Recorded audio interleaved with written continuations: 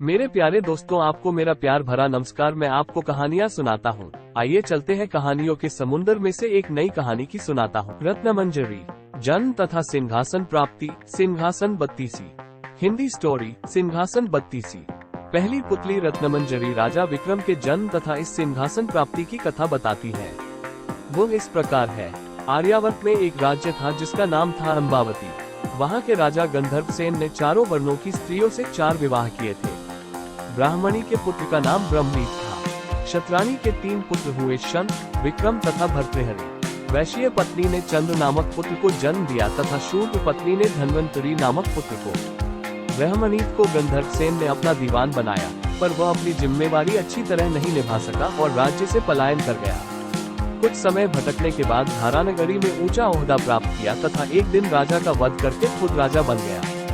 काफी दिनों के बाद उसने उज्जैन लौटने का विचार किया, लेकिन उज्जैन आते ही उसकी मृत्यु हो गई। क्षत्राणी के बड़े पुत्र शंख को शंका हुई कि उसके पिता विक्रम को योग्य समझकर उसे अपना उत्तराधिकारी घोषित कर सकते हैं, और उसने एक दिन सोए हुए पिता का वध करके स्वयं को राजा घोषित कर दिया। हत्या का समाचार दावानल की तरह फैला और उसके सभी भाई प्राण रक्षा के लिए भाग निकले। विक्रम को छोड़कर बाकी सभी भाइयों का पता उसे चल गया और वे सभी मार डाले गए।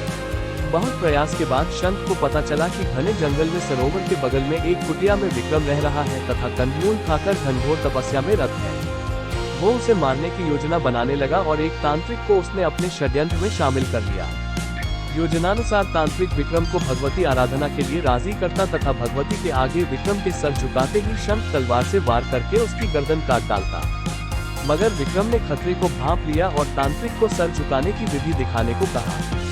शंख मंदिर में छिपा हुआ था। उसने विक्रम के धोखे में तांत्रिक की हत्या कर दी। विक्रम ने झपटकर शंख की तलवार छीनकर उसका सर धड़ से अलग कर दिया। शंख की मृत्यु के बाद उसका राज्यारोहण हुआ। एक दिन शिकार के लिए विक्रम जंगल गए। मृग का पीछा करते करते सबसे बिछुड़कर बहुत दूर चले आए। उन्हें एक महल दिखा और पास आकर पता चला कि वो महल तुतवरण का है, जो कि राजा बाहुबल का दीवान है।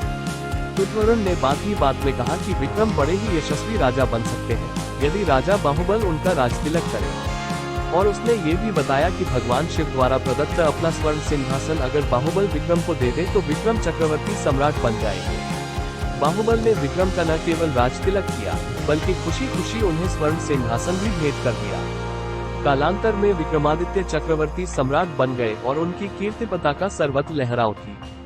मिलता हूँ दोस्तों अपनी अगली नई कहानी के साथ। तब तक आप सबको दीपक डोगरा का प्यार भरा नमस्कार।